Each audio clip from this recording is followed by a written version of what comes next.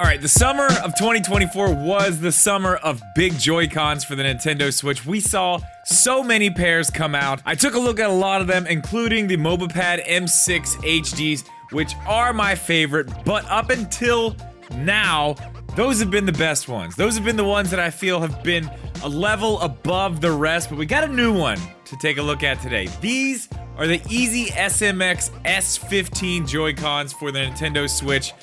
And they're pretty good. They have a lot of features. They are missing some stuff, but we're gonna go over all that right now. I'm gonna tell you where you can find these, and I'm gonna tell you if you should be spending your money on them or not. What's up, guys? Welcome back. Welcome in for the first time. Do me a favor, jump down to the description of this video. There's a link over there to our podcast channel. We do a podcast over there every Wednesday night at 8 Eastern. We do it live on YouTube, so you can watch there. If you miss it, you can check it out on the podcast platform of your choice. We're on all of them. On your way back up, make sure you subscribe to this video. A lot of people think they are, and they're not. We're gonna take a look at these Joy-Cons today, and I have to say, I do like these a lot. Now, are they taking over the #1 spot of the MobilePad? I don't know that yet. I'm probably gonna do a video comparing both of them very closely later on, but right now we're just gonna take a look at these. They have a very interesting design. I will say, as far as the design goes, I really like this. There's like a little triangular looking light, 3-line light that goes through it. I love the way it looks. And if I take this off, you can see the front is like a piece of plastic it's not only shiny, but it's kind of see-through, so it like sits a little bit above everything. It's like a clear piece of plastic that kind of just sits above everything. I'll show you better shots. The only thing I don't like about the design is just that right there. You can see it's kind of pointy right there. So it does kind of dig into your finger a little bit, depending on the shape of your hand and where you're holding it at, but you can feel it. It is there.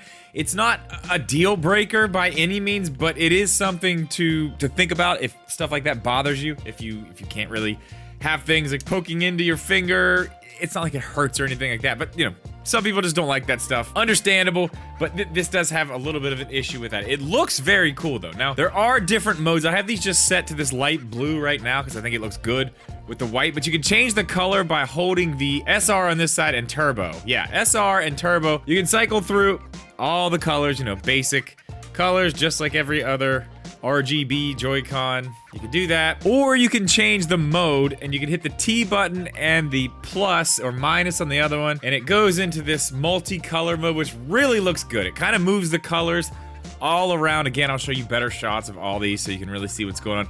This looks great. There's another mode I really like, but I wish I could just turn it on this color and leave it, and I can't seem to find it. But if you press them again, it goes into this mode, and it's just kind of like lightning or something like that. I do like the way it looks.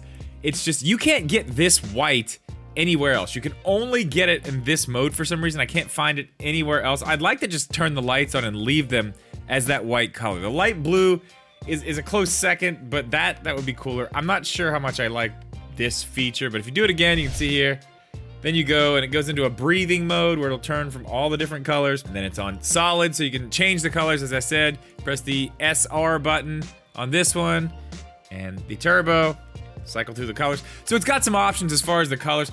I do like the way they look. They look really good. Now, I want to dive into the buttons on these because they are the type of buttons that I like. They're mechanical buttons. They feel pretty good. They are also kind of a sunken button with a big clear piece of plastic over it, so they look really good. The A, X, Y, and B kind of stick up into the plastic too. It really looks nice, honestly. These are really well made as far as the design. It's got clicky mouse face buttons. They do have clicky triggers as well, so they got the ZR and the ZL buttons. Clicky, the L and R buttons, also clicky, they're mouse buttons. I really like that. The D-pad is a little strange. It's raised up really high. You can see there, I mean, it is really far off there. It's also clicky. It's got the mouse buttons behind it.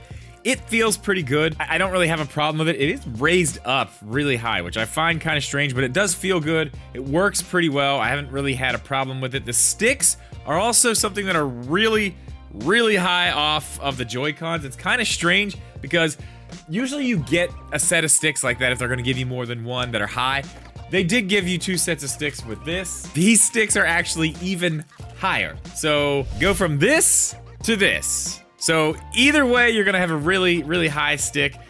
They are higher than the MobaPad ones. It's fine, I guess. It's not really a huge deal. If you're somebody who likes your sticks a little bit lower, you know, maybe that would be something you want to pay attention to. But I mean, you know, when it comes to first-person shooters and stuff like that, having a little bit longer sticks does help with control. So I did try Fortnite out with these. It works fine. Everything, you know, works like Fortnite should on the Switch as well as it can work. I did Mario Kart. All that's fine. They do have a turbo function, which I accidentally turned on in Mario Kart, and I couldn't drift with ZR, but I did figure out how to turn that off. All of it is in this little book that comes with it. All the instructions are in there. Everything's pretty straightforward as far as turning turbos on, off, setting them. It's got 2 back buttons too. I don't know if I told you that. It's got 2 buttons back here that you can program. Also on the back here, it does have a little bit of a grip. It's not rubber, but it is like molded plastic, so it gives you something else to hold on to there. And these are very comfortable. Like I said, they got the little pokey thing right there, but other than that, they're very comfortable. They're a good shape. They fit in your hand well, and they fit on the Switch very well.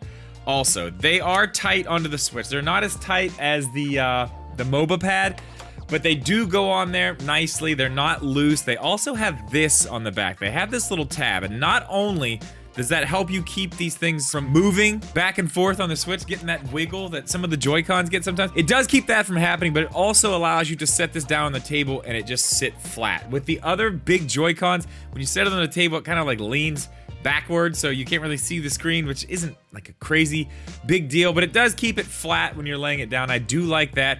They do charge on the bottom with USB-C. It comes with 1 USB-C cable, so you're only going to be able to charge one at a time. It does not come with a little center thing to put them together as a controller, but if you have one of those from another set of Joy-Cons or something else that you have it from, I think the Satisfye cases come with one of those too, so you can put Joy-Cons together. It will go on there and you can use it as a controller. Now, not a huge deal on these. It is something I don't like. They have a lot that sticks off the back here. There's a huge gap from where the Switch stops and the Joy-Con starts on the back, but they did put it all on the back. That is one thing I do appreciate it. I hate it when they're on the front. They've got that big lip on the front. That's just, it's a terrible look.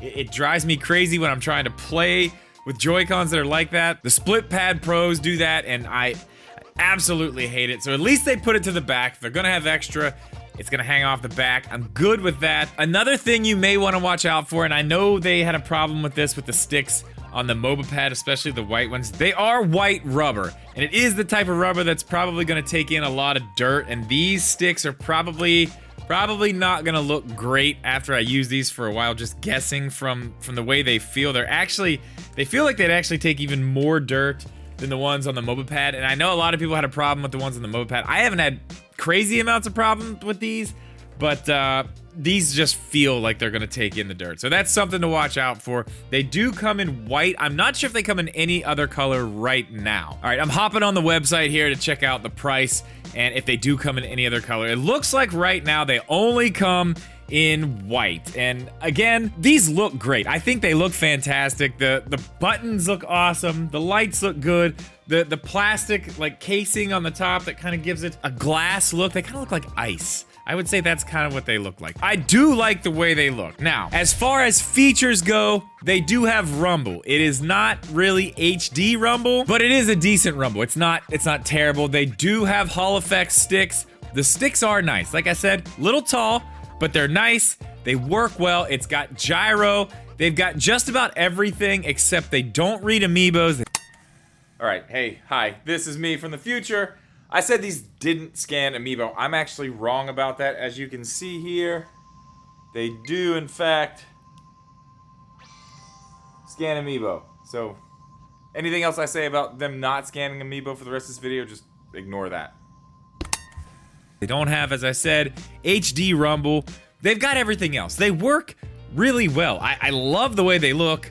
They feel nice. They have the buttons I like. They are missing a few small features that don't really matter to a lot of people, but the difference between these and the MobaPads is these are only about 50 bucks. They're about $52 on their website. I'm sure they're gonna be on Amazon. I'm not sure if they're there yet. If they are, I will leave a link to that. It's probably gonna be an affiliate link, so if you click on that, helps me, helps this channel, so thank you. But they're 50 bucks.